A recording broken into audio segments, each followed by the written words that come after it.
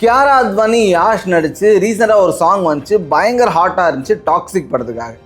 ஆனால் அந்த பாட்டு வந்த உடனே நம்ம ஆளுங்க எல்லாம் டாக்ஸிக் ஆகிட்டாங்க.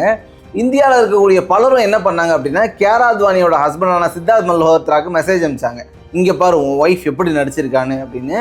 கியாராவுடைய அந்த ஹார்ட் சீன்ஸ்லாம் கட் பண்ணி சித்தார்த்துக்கே அனுப்பிச்சிட்டு இருக்காங்க, பாரு உன் ஒய்ஃப் என்ன பண்ணுறா அப்படின்னு சொல்லிட்டு. இது பார்த்தோன்னே என்ன தோணுச்சு அப்படின்னா, அவங்க ஒரு ட்ரைன்டு ப்ரொஃபஷனல், அவங்க நடிக்கிறாங்க, அவங்க என்ன பண்ணுறாங்கன்னு அவங்களுக்கும் தெரியும், அவங்க ஃபேமிலிக்கும் தெரியும். அதை எப்படி பின் பண்ணுறாங்க அப்படின்றது ஒரு ஆச்சரியத்தை ஏற்படுத்துச்சு. அதை ஏன் யாஷுக்கு பண்ணல? யாஷும் கல்யாணம் நபர் தான், கியாராவும் கல்யாணம் நபர் தான். அப்படி இருக்கும்போது கியாரா அத்வானியோட ஹஸ்பண்ட் கிட்ட போயிட்டு பாரு உன்னோட பொண்டாட்டி என்ன பண்ணிட்டு இருக்கான்னு சொல்லும் போது, யாஷோடைய ஒய்ஃப் கிட்ட போய் யாருமே பாரு உன் புருஷன் எப்படிலாம் நடிக்கிறான் அப்படின்னு சொன்னதே இல்லை.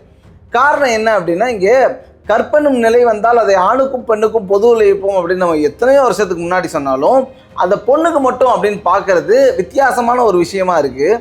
ஒரு பையன் 5 பேர் கூட இப்போ காண்டாக்டில் இருக்கான், 5 பேரை டேட் பண்ணுறான் அப்படின்னாலும் கூட அவனை ப்ளே பாய் அப்படின்னு பெருமையாக சொல்கிறதும், அந்த பையன் அதை ரொம்ப பெருமையாக எல்லார்ட்டையும் சொல்கிறதையும் பார்க்க முடியும். ஆனால் ஒரு பொண்ணால் நான் 2 பேர்த்த டேட் பண்ணுறேன் அப்படின்னு சொன்னால் அந்த பொண்ணை சி அப்படின்னு சொல்லி அதுக்கு வேற ஒரு பேர் தான் வைப்பாங்க. ஸோ அதுக்குன்னு நான் இதை ஆதரிக்கிறேனா, இது சரியா அப்படின்னு நான் சொல்லலை. ஆண் செய்யக்கூடாதுன்னா பெண்ணும் செய்யக்கூடாது.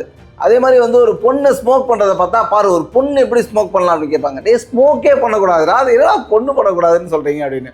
தமிழில் பார்த்தீங்க அப்படின்னா ஒரு நடிகை, அவங்க ஒரு சூப்பர் ஸ்டார் அந்தஸ்தில் இருந்த ஒரு நடிகை, அவங்க ஒரு 3 பேர் கூட ரிலேஷன்ஷிப்பில் இருந்தது நிறைய பேர்த்துக்கு தெரியும்.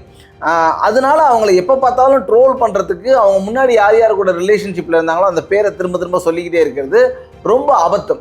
அதில் ஒருத்தர் பார்த்தீங்க அப்படின்னா, அவர் கல்யாணம் ஆகிருந்துச்சு, அப்புறம் இந்த நடிகை கூட ரிலேஷன்ஷிப்பில் இருந்தார், அதுக்கப்புறம் வேற ஒரு பொண்ணை கல்யாணம் பண்ணிட்டார். அவர் 3 பேர் கூட ரிலேஷன்ஷிப்பில் இருந்தது யாருமே பேசல, ஆனால் அந்த ஒரு நடிகையை பற்றி மட்டுமே பேசினாங்க.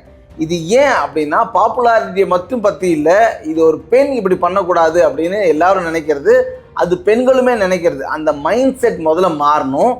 ஆணோ பெண்ணோ அவங்க எத்தனை பேர் கூட இருந்தாலும் அதை கவுண்ட் பண்ணுறதை முதல்ல நிறுத்துங்க. அது அவங்களோட பர்சனல்.